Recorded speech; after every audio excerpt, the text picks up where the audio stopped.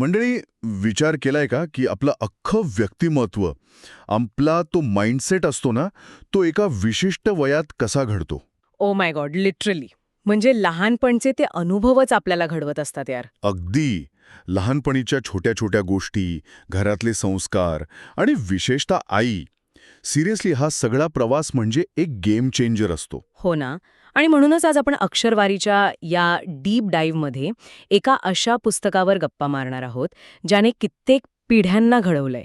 पुस्तकाचं नाव आहे साने गुरुजींची श्यामची आई आणि लेखक आहेत साने गुरुजी. आपण पुण्यात किंवा कोणत्याही मोठ्या शहरात लाईव्ह करत असलो ना, तरी आपली पाळंमुळं ज्या गावात, ज्या मातीत असतात, तीच आपल्याला खऱ्या अर्थाने घडवत असतात. सो रिलेटेबल यार. हे पुस्तक वाचताना चक्क रडायलाच आलं मला. म्हणजे तो जो वाईब आहे ना, तो एकदम मनाला भिडतो. एक्झॅक्टली. आणि म्हणूनच आज आपण या पुस्तकातल्या फक्त जुन्या आठवणी काढणार नाही आहोत, तर आजच्या काळातही म्हणजे 2024 मध्येही हे सगळं एक्झॅक्टली आपल्यासारखंच कसं वाटतं ते लाईफ लेसन्स आपण अनपॅक करणार आहोत. छायला लई भारी. म्हणजे चहा पिता पिता एकदम घरगुती आणि रिअल गप्पांचा हा अनुभव असणार आहे. तर मग थेट एका सीनकडे जाऊया आपण. वटपौर्णिमेचा तो प्रसंग आठवतोय? हो.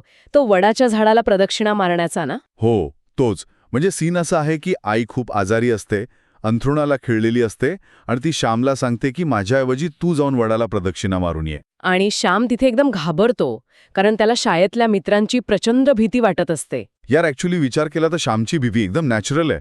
म्हणजे तो म्हणतो की मुलं मला बायको बायको म्हणून चिडवतील. हो ना. म्हणजे पियर प्रेशर हा विषय तेव्हाही होता आणि आजही आहेच की. ॲब्सोल्युटली. गावाहून पुण्यात आल्यावरही लोक काय म्हणतील हा माइंडसेट आपल्याला कसा छळतो ना.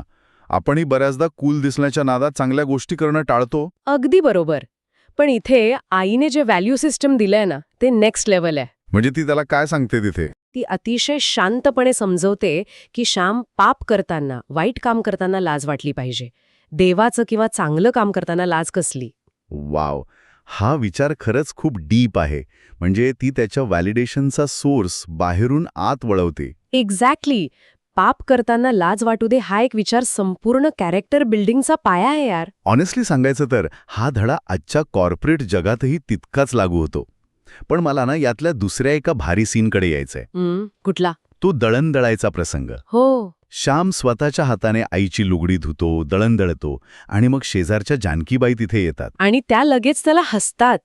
काय श्यामला बायको करून टाकलायस असा टोमणा मारतात. अरे रमण, हे एक्झॅक्टली आजच्या पुण्यातल्या फ्लॅट सिस्टीमसारखं आहे.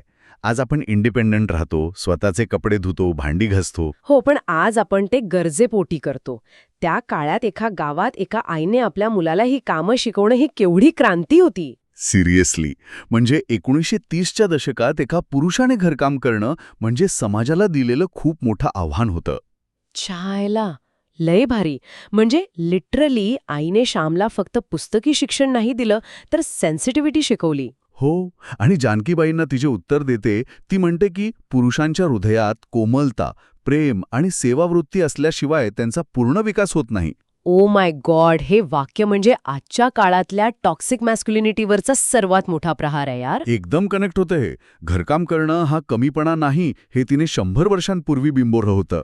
आणि म्हणूनच पुढे साने गुरुजी इतके संवेदनशील समाजसुधारक बनू शकले ना. हो. पण यार, हे सगळं ऐकायला खूप छान आणि आदर्श वाटतं. पण पुस्तकात एक असा भाग आहे जिथे मला थोडं खटकलं. खटकलं म्हणजे नेमकं काय? तो विहिरीत पोहण्याचा सीन बघ. पावसाळ्यात विहिरीत पोहायला शिकण्याची कोकणातली ती पद्धत.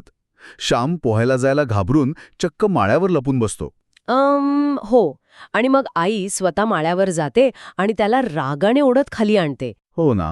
म्हणजे नाही यार, इथे मला वाटते ऑथरचा पॉइंट थोडा वेगळा होता. इथे आई जरा जास्तच हार्श झालीये असं नाही वाटत तुला? अरे काहीतरीच. नीट वाचलं नाहीच वाटतं तू.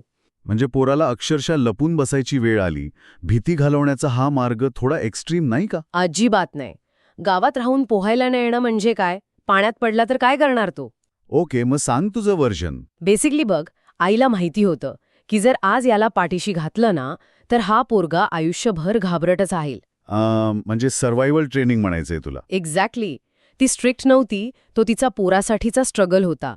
कधीकधी मुलांना इंडिपेंडेंट बनवण्यासाठी पालकांना हे टफ लव्ह वापरावंच लागतं. हां, हे मेक सेन्स करतंय. कठोरपणामागे असलेलं निखळ प्रेम हा तो वाईब आहे तर. हो ना.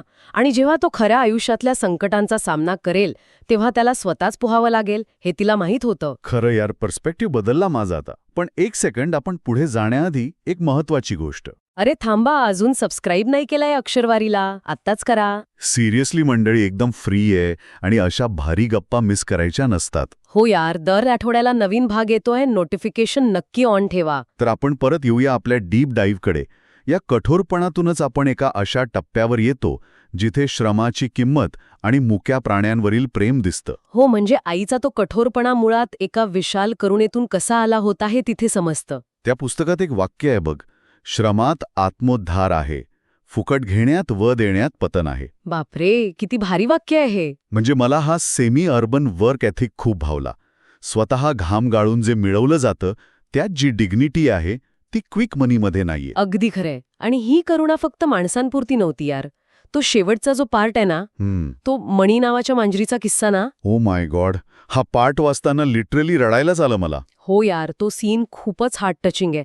आईचं आजारी पडणं आणि मग तिचं निधन, आणि आई गेल्यावर ती मणीमांजर ती त्याच खोलीत बसून राहते. अन्न पाणी सोडून देते ती पूर्णपणे. माणसांचं प्रेम आपण समजू शकतो, पण एका मुख्या प्राण्याचं हे असं समर्पण, सो डीप यार. हो ना. आईचं प्रेम किती जेन्युन असेल याची ही पावतीच आहे ना. ऑनेस्टली, माणसाने माणसावर तर प्रेम करावंच, पण निसर्गावर, प्राण्यांवर प्रेम करायला शिकवणारी ही शिकवण नेक्स्ट लेव्हल आहे. अगदी. प्रेम ही भाषा शब्दांच्या पलीकडची असते, हेच यातून सिद्ध होतं. आणि म्हणूनच शेवटी साने गुरुजींनी एक भारी विचार दिला यार.